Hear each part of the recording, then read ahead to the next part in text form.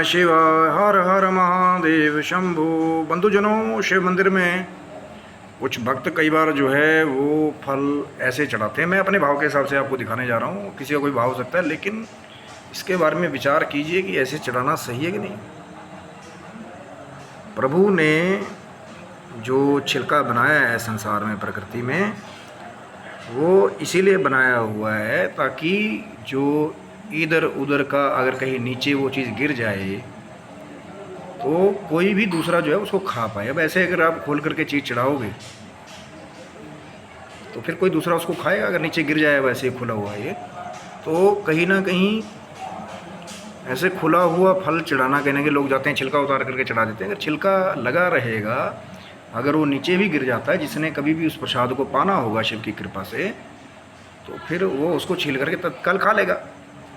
लेकिन अब खुला हुआ दिखाई दे, पता लगे वो नीचे वहाँ पे शिव मंदिर में आप गए, अब वहाँ जी वो और चढ़ाया भी गया नंदी के पाँव के पास में जाकर के। पाँव पे कोई खाता है क्या मेरे भाई? प्लेट रखी हुई है और फिर भी वही कार्य चल रहा है, यहाँ पाँव में वहाँ नीचे शिव प्रसाद नीचे। अब जैसे चलो यहाँ तो फिर भी किसी ने बड़ा समझदारी का कार्य किया है कि शिव नैवेद्य जो है कम से कम डोने में यहाँ पे रखा हुआ है, लेकिन इसको भी आगे ले गए हैं।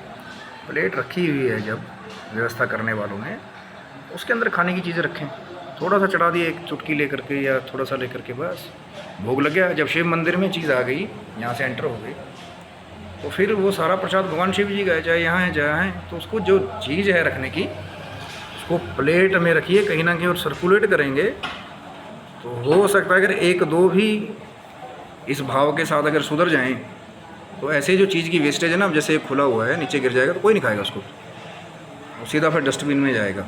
इसीलिए खुला पैकेट दूध का, खुला फ्रूट ऐसे खोल करके या बिना डोने के नीचे प्रसाद कहीं ना कहीं उसको कोशिश कीजिए कम रखिए, और प्लेट के अंदर जो है ज़्यादा रखेंगे तो फिर ज़्यादा कहीं ना कहीं आपको फल मिलेगा, भगवान शिव जी की कृपा प्राप्त होगी।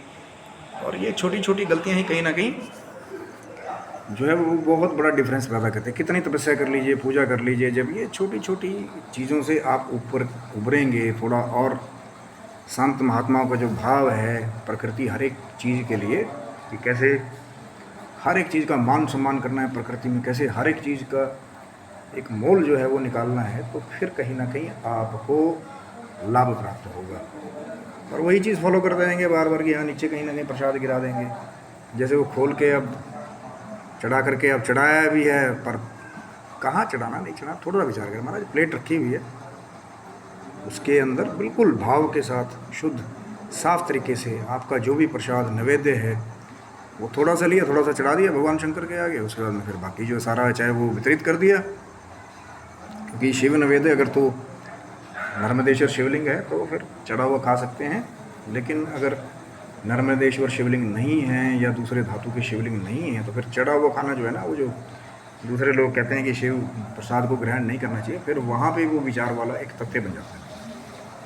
पर महादेव की कृपा है, महादेव पैर पैर पे अपने भक्तों को जो है वो अपना संदेश जो है वो देते रहते हैं। और कहीं ना कहीं इस चीज़ का ख्याल रखिए कि प्रसाद जो भगवान शिव के मंदिर में जो भी लाया गया, जो शिव निर्मालय है, शिव प्रसाद है, उसका अपमान नहीं होना चाहिए, उसका हमेशा सम्मान होना चाहिए। जो अंधकार की कुछ रीतियां हैं, लोग उसको बिना ज्ञान के, बिना विचार विमर्श के फॉलो करते रहते हैं, वो दूर हो जाए। जो ज्ञान की ज्योति है ना भगवान शिव के चरणों में जल रही है, जो इसका उदय होना चाहिए कहीं ना कहीं।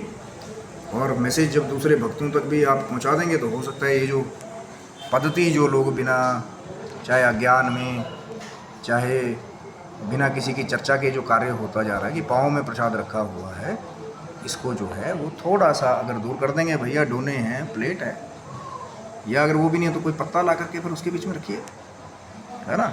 ये हमारे पौराणिक वैदिक कुछ उपाय हैं जो भगवान शिव की, माँ जगदम्बा की कृपा से ही मिले हैं।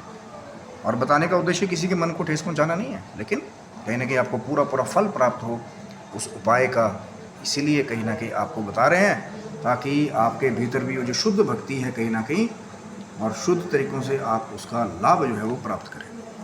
तो आप स्वस्थ रहें, मस्त रहें, भगवान शिव की, भगवान और माँ जगदम्बा की कृपा आपके समस्त परिवार के ऊपर बनी रहे। आप सभी बंधुओं को हर हर महादेव शंभु। जय माता दी मित्रों, आप सबको हर हर महादेव।